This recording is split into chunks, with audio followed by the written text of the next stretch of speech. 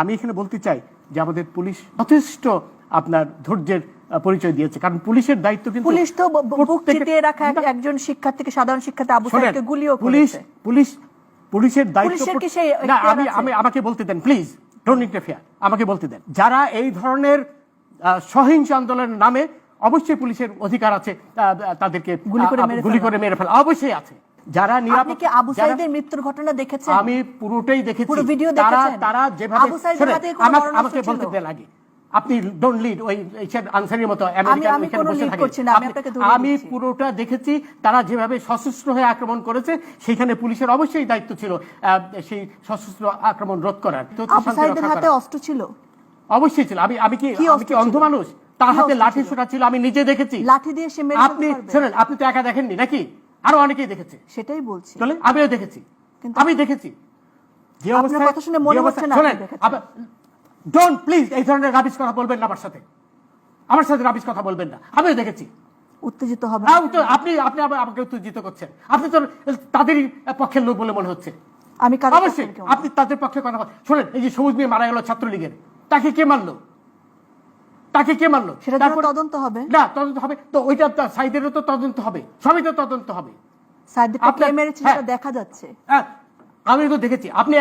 আপনি আমাকে বোঝানোর চেষ্টা করছেন যে আমি দেখিনি নাকি? এই ধরনের রাবিশ কথা আমার সাথে বলবেন না, রাবিশ কথা বলবেন না। আমি কিচ্ছু রাবিশ বলছি না। অবশ্যই রাবিশ কথা বলছেন না, অবশ্যই রাবিশ কথা বলছেন।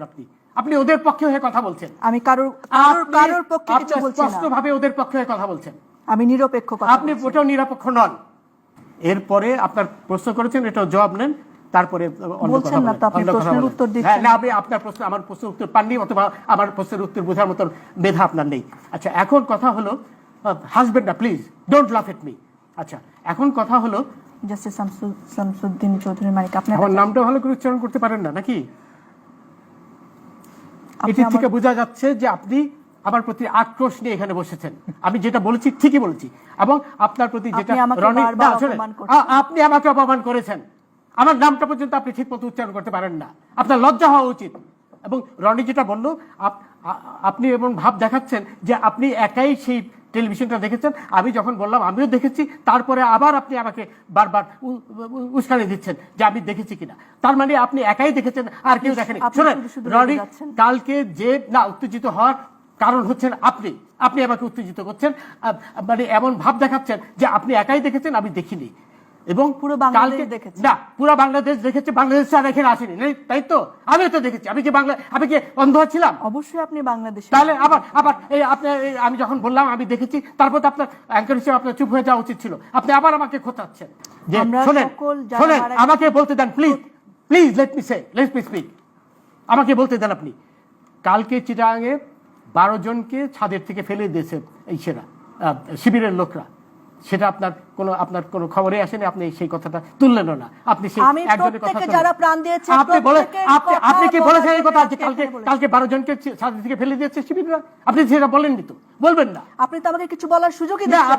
আপনি তো শুরুই করেছেন এইভাবে যে আপনি পরিষ্কারভাবে প্রমাণ করেছেন আপনি তাদেরই লোক। আমি আবার রিপিট করছি, I have no hesitation in saying that. কারণ এটা আপনি বলেন কালকে নারী হিসেবে যে মিনিমাম সম্মান দেওয়া দরকার, সেটাও আপনি আমাকে সম্মান দিয়েছেন। কোনো প্রকার অসম্মান করিনি। আপনি আপনি আবার নারীর কোটা চান না, আবার এখানে নারীর সম্মান চাচ্ছেন। আপনি কোটার সম্মান লিসেন টু মি। আপনি আমাকে প্রথমেই বলেছেন যে আমি দেখিনি, আপনি একাই দেখেছেন। এর চেয়ে বড় অসম্মান কি হতে পারে? অবশ্যই বলেছেন। আপনি আকার ইঙ্গিতে বলার চেষ্টা করেছেন। আপনি যে তাদেরই একজন, এটা আপনি পরিষ্কারভাবে প্রমাণ করেছেন। আবার বললেন যে নারীর সম্মান আপনি। আমার ধারণা আপনার অন্য কোনো কারণে আজকে মন মেজাজ না, আমার মন মেজাজ তো খারাপ হবেই।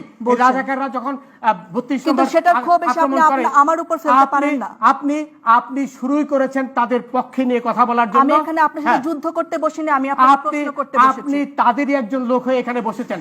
আমি কোনো প্রকার যুদ্ধ করতে, আমি এখানে নিরপেক্ষভাবে বসেছি। Please keep coed. আপনি এখানে অ্যাঙ্কার হিসেবে যে নিরাপত্তার দায়িত্ব, সেটা আপনি পালন করেননি বলেই আমি উত্তেজিত হয়েছি। আবার নারীর কথা বলছেন আপনি। আবার আপনি পুরুষ না নারী সেটা আমার তো বিবেচ্য বিষয় নয়। আমি মিনিমাম সম্মানের কথা বলছি। আপনি মিনিমাম সম্মান তো আমাকে করেননি। আপনি একজন বয়স্ক লোক, তাকে আপনি বারবার আমার সঙ্গে আসুন, বিকজ এটা আমার পর্ব।